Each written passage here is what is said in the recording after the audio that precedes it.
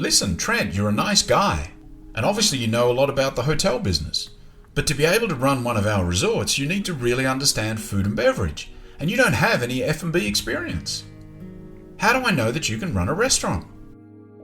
G'day, my name is Trent Monday, and you're listening to Inside the Spa Business.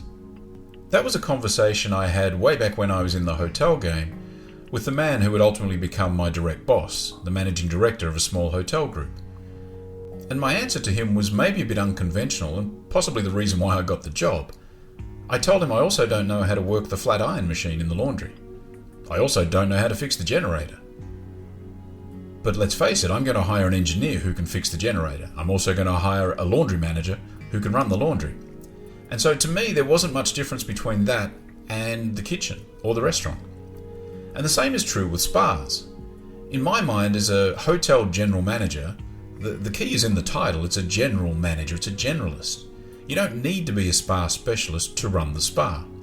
But so many hotel managers throw their arms up in the air when it comes to running the spa. They just feel they don't have the technical knowledge or expertise. So what options are available to a hotel manager when it comes to launching or maybe relaunching his hotel spa? In today's episode, we're going to have a look at a few options in an attempt to demystify the hotel spa. As usual, we'll be posting the show notes over at trentmonday.com with any useful links and resources I think might be helpful to you. You'll also find links there on how to subscribe to the show if you'd like to follow along. And if you're subscribing at iTunes, go ahead and leave a rating and leave a comment, which would be really nice. And thanks again to our friends over at Spa Sounds for being the music sponsor for today's episode. Spasounds with an s.com.au for all your spa music needs. Everything from a single digital download to a fully customized music solution for your spa. Head on over and have a chat to Mick and Carly over at spasounds.com.au. Tell them Trent sent you, and I know they'll take good care of you. So, with that all said, let's get on with the show. Today's hotel spa can be either a great profit centre or an essential amenity that's just really another cost centre. And either one is okay, but the key is in understanding what role your spa plays for your hotel and then finding the right help to bring that spa to life, because you need to ensure that the finished product will fit with the overall objective, whatever that is. As you would have heard in earlier episodes, it wasn't so long ago that spas in hotels were limited really to exclusive resort destinations. And then, sometime around 20 years ago, an interesting thing happened. Hotels decided that spas should now be part of their overall service offering. And what followed was a boom time for hotel spas. Or perhaps more correctly, it was a boom time for the industry that emerged around the hotel spas. It truly was a time of if you build it, they will come. And while that worked fine for our friend Kevin Costner in The Field of Dreams, it wasn't always the case for hotel spas. You see, as with many emerging industries, facts and figures often gave way to hyperbole. Hotel owners and managers were caught up in the euphoria of what the spa profits had promised them. A beautiful new facility in the hotel that'll be a license to print money. Now, in fairness to our spa people, it wasn't really a deliberate act of deception. I think we too got caught up in the moment. I mean, we genuinely believed that your guests would flock to the spa. I mean, why wouldn't they? Who wouldn't want to be pampered from head to toe and then come out feeling refreshed? So we, the spa people, gave you, the hotel people, the concept. But it was you that decided to hang your collective hats on it. You decided the spa was going to be your USP. It was the one thing that would truly set you apart from the competition. But here's the problem. Your competitors quickly started building spas too. And then it became a game of one-upmanship if you really wanted your spa to be unique from everybody else. And this is kind of where the whole thing got a little bit out of control. Hotel spas started to be overbuilt. After all, how else can you create a USP if everyone else is doing exactly the same thing? Hotels ended up sinking way too much money into the spa facility to ever get a reasonable return on that investment. And spa consultants, unfortunately, were all too willing to help the hotels create these amazing spa facilities, because in doing so, they were really building a monument to themselves, i.e. the spa consultants, helping build their resume, if you like, rather than to build a sustainable business unit. Now, fast forward a few years down the track to the present day, and hotel owners are looking at the ROI of their spas and scratching their heads. So who's to blame? Is it the spa industry or the hotel owners? Maybe it's the spa consultants or the hotel managers. The truth is, we're probably all a little bit implicit on being caught up in the moment. But the good news is that spas definitely still have a place in hotels, especially in resort hotels. And now that the gold rush mentality is gone, you can take the time to calmly and rationally consider what specific spa elements will work for your hotel. You can learn from the many mistakes that others have made over the years, and you can get your hotel spa right.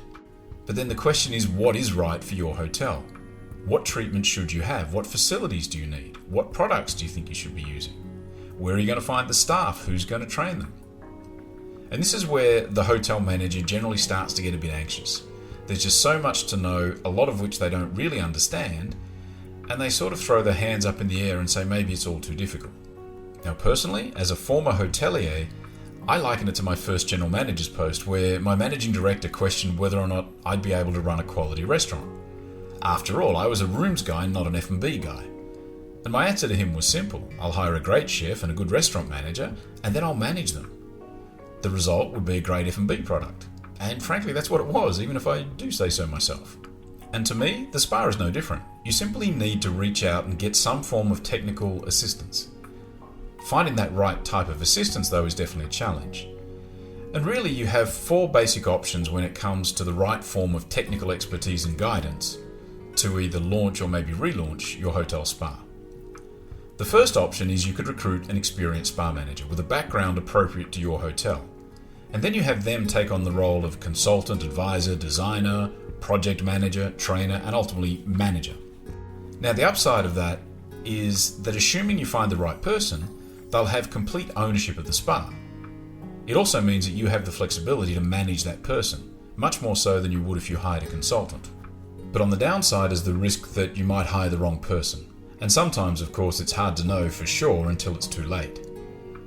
You've also got the problem that potentially, if you've got one person who is essentially the soul of your spa, when they decide to leave, a big part of the spa goes with them. Now, it doesn't have to be that way, and certainly if you've done a good job of empowering and educating the team of spa people around the spa manager, the spa should be able to survive the departure of its creator. Another issue to consider on the downside is that spa concepts can be very subjective, and individuals often have strong ideas about what they want to create. And if they're not kept in check, these concepts can be more about the individual's preferences than maybe what your guests are really looking for. A second option available to you would be to partner with a spa management company to run your spa. And these operate much the same way as a hotel management company would, and they usually have one of 2 business models. The first one there is a revenue share model, which sees the spa management company and the hotel splitting the top line revenue, with most of the operational costs being charged to the spa P&L, and maybe some of the expenses like utilities, rent, laundry, etc. would be absorbed by the hotel. And the other option of the revenue model, or the business model if you like, is a management contract model whereby all the revenue and expenses are allocated to the spa P&L, and the spa management company receives a percentage of GOR, the gross operating revenue for the spa, and a percentage of the GOP, the profit. And the hotel receives the remainder. The biggest advantage of this option is that the hotel doesn't have to worry about the day-to-day management of the spa. Of course, if you choose to adopt the business model of a GOR-GOP split, then the hotel should be actively involved in managing the P&L, along with the spa management company, of course. But if a revenue share model is in place, the hotel really only needs to concern itself with that top-line revenue number, and of course ensuring that the overall guest service standards are met, because the rest of the risk in this case really falls on the spa management company to be able to run the business. But one of the disadvantages of this option is a loss of control for the hotel. Because most spa management companies will insist that they have the final say on treatment menu, on pricing, on retail products, and all sorts of elements of the spa experience.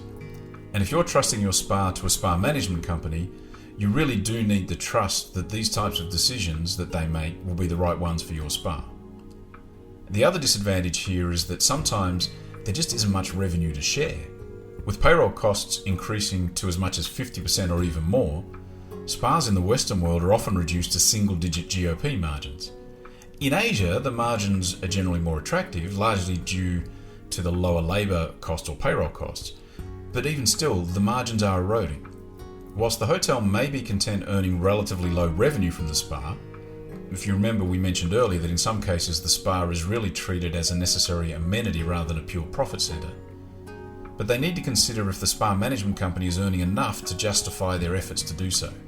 Because if not, they'll devote less energy to the spa and ultimately may end up offering a substandard service offering to your guests. A third option would be to contract with what we call a product house to run your spa. And a product house is essentially a cosmetic or a skincare company that will run the spa under their brand, much as you might see in a retail shopping mall, for instance.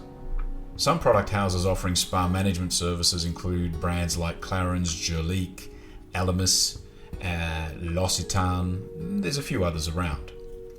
The benefits of this option are really much the same as with a spa management company. An added benefit is that the product support and training assistance is almost guaranteed, as your spa is really the showpiece for the product house. Finding a strong product company to partner with locally and ensure good support and training is one of the biggest challenges for spa management companies generally. But again, similar to the spa management company option, the big downside here is a lack of control for the hotel. And the other thing to be aware of here is that product houses will often impose minimum annual orders of product. If the spa is being well managed and the retail sales are being driven, this won't be a problem because you'll end up selling all of the product. However, if your spa isn't really selling through, isn't getting those products off the shelves, you can still be on the hook for large product orders that will ultimately leave you with dead inventory on the shelves. Minimum purchase requirements need to be considered when looking at the overall business proposal that the product house gives you. Often it can seem like you're getting a better revenue share deal here than with a spa management company, but in fact, you can end up being worse off due to the excess product purchase requirements. The fourth and final option I want to talk about today is enlisting the service of a spa consultant to bring your project to life. And it's perhaps the most obvious solution sought out by many hotels. A spa consultant will usually come in to help set up and or revitalize your spa, and then hand it over to the hotel to manage moving forward. And a good consultant would be available for ongoing assistance, retraining, quality assurance audits, and all those sort of things to help maintain the spa. And flexibility and control are two of the biggest benefits of using a spa consultant. The best spa consultants will certainly have strong ideas as to how things should be done, but as the client, the ultimate decision is yours. Spa consultants are not bound to any specific treatment protocols or product lines, so as the client, you're free to select whatever you think best fits with your spa. But the biggest challenge with spa consultants is, frankly, finding the right one. Most spa consultants are often former therapists or spa managers who've decided to go out on their own for various reasons. And obviously being a great therapist or a great spa manager does not automatically qualify you as a great spa consultant. You may find a consultant who's a great trainer, but maybe not so great at creating the SOPs for the spa. You may find a consultant who has excellent product knowledge but doesn't really understand the issues around design and construction. So in short, it's difficult to find an individual spa consultant who has the complete set of skills necessary to be a one-stop spa solution for you. And if you're fortunate enough to find the right one, they probably won't come cheap. Remember, if you're creating a new spa, you'll need your spa consultant to be on board, for at least 4 to 6 months prior to the opening of the spa. And adding the consultant's monthly fee plus their expenses and the incidentals, the spa consultant's bill can very quickly add up.